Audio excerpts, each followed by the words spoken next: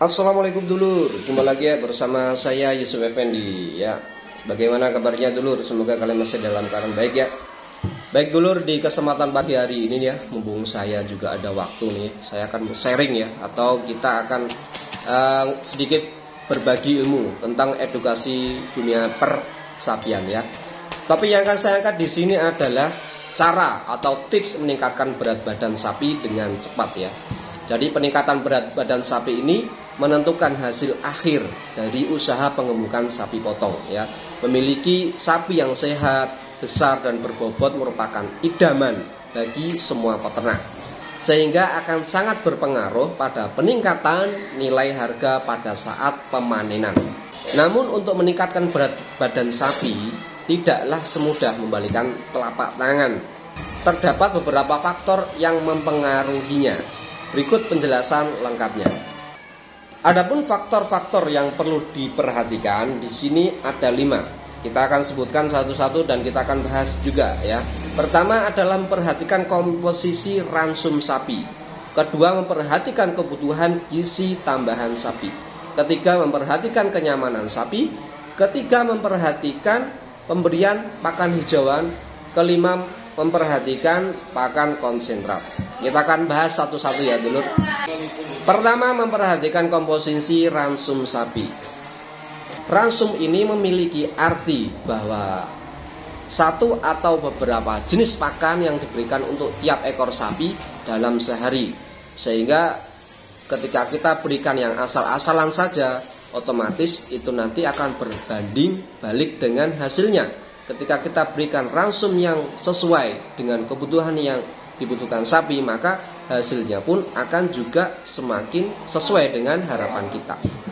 Kemudian ransum ini juga harus bisa memenuhi zat gizi yang dibutuhkan sapi, di mana bahan bakunya berupa hijauan dan konsentrat. Apabila ransum ini hanya terdiri dari hijauan saja, tentu bisa menghemat biaya pengeluaran. Namun jika hanya terdiri dari konsentrat, maka biaya produksinya akan menjadi relatif mahal. Sehingga ketika kita menjadikan salah satu dari hijauan saja misalnya, itu akan menekan biaya. Cuman hasilnya juga tidak sesuai ataupun tidak maksimal. Namun apabila kita memberikan konsentrat saja, itu juga tidak bagus. Sehingga kita harus membutuhkan kedua-duanya. Kedua bahan pokok ransum tersebut perlu dipakai agar terpenuhi zat-zat gizi yang diperlukan sapi.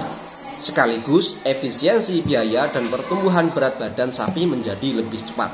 Seperti yang saya bilang tadi, bahwa ketika kita menggunakan salah satu saja, misal hijauan saja, maka itu juga akan berat sebelah. Artinya kita bisa menekan harga, tapi kita tidak bisa menekan hasil akhirnya atau produk akhirnya. Sehingga kita harus menggunakan kedua-duanya ini. Pilihannya cuma itu. Sehingga kita bisa menekan biaya dan kita juga mendapatkan hasil yang sesuai dengan goal yang pertama kita buat. Itu yang pertama ya dulu. Yang kedua, memperhatikan kebutuhan gizi tambahan sapi.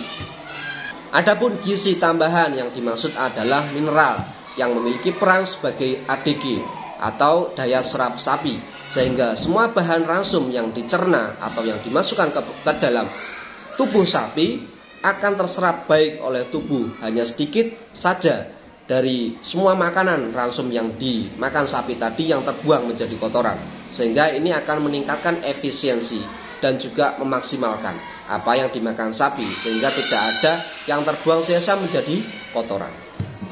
Itu yang kedua ya dulu. Yang ketiga, memperhatikan kenyamanan sapi. Pada faktor ini yang menjadi perhatian khusus adalah kebersihan kandang, pergerakan sapi yang fleksibel, dan lingkungan kandang yang tenang dan damai. Beberapa faktor yang selanjutnya mempengaruhi adalah kenyamanan. Kenyamanan ini adalah salah satu yang terpenting juga untuk kita perhatikan, karena kenyamanan sapi ini juga bisa mempengaruhi dari tumbuh kembang atau perkembangan sapi. Sehingga ketika sapi itu merasa nyaman, kita akan mendapatkan sisi positifnya, yaitu dengan pertambahan berat badan yang semakin cepat dalam sehari. Dan sebaliknya, apabila sapi itu tidak nyaman, maka kita akan mendapatkan dampak atau sisi negatifnya, yaitu dengan berkurangnya pertumbuhan badan sapi, sehingga ini akan sedikit memperlama atau memperpanjang durasi peningkatan berat badan sapi. Itu yang ketiga ya dulur. Yang keempat, memberikan pakan hijauan yang cukup. Hijauan merupakan suatu sumber serat kasar dalam ransum. Pakan hijauan ini bisa berupa rerumputan dan dedaunan yang dibutuhkan sapi untuk membantu proses pencernaan sapi. Hijauan ini pemberiannya bebas dan tidak ada batasan khusus. Dengan artian jika kita berikan secara tidak terbatas, itu pun tidak akan ada efek samping ya, atau memiliki dampak buruk, sehingga kita aman-aman saja kita berikan secara full ya. Lebih ke manfaat positifnya daripada ke dampak negatifnya. Itu sih ya untuk hijauan ini. Dan yang kelima adalah memberikan pakan konsentrat.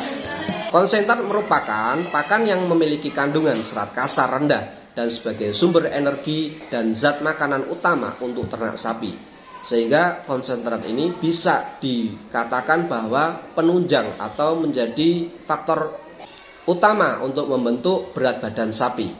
Sehingga ketika kita mengesampingkan atau kita tidak menggunakan konsentrat ini, otomatis itu akan sedikit menghambat atau paling tidak sedikit mengurangi target awal kita. Ketika kita menentukan targetnya itu dalam waktu cepat, itu akan sedikit tidak tercapai atau bahkan tidak tercapai sama sekali karena kita tidak mengikutkan konsentrat itu di dalam ransum yang kita berikan ke sapi.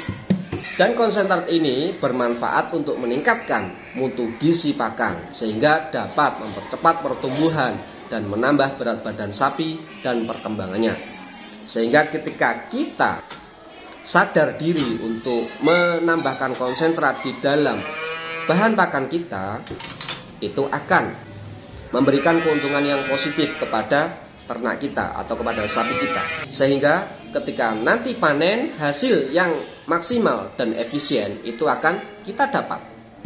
Itulah dulur ya beberapa faktor ya, lebih tepatnya itu 5 faktor yang bisa kalian terapkan ya, atau mungkin bisa kalian pahami dulu apa saja faktor yang saya sampaikan tadi. Baiklah dulur, sekian dulu untuk sharing pada kesempatan kali ini ya. Terima kasih sudah nonton sampai habis ya. Jangan lupa like-nya jika kalian suka video ini, dislike aja jika kalian tidak suka video ini, dan jangan lupa dukung channel ini dengan cara subscribe. Baiklah dulur, saya akhiri. Assalamualaikum. Bye bye. Mantap banget.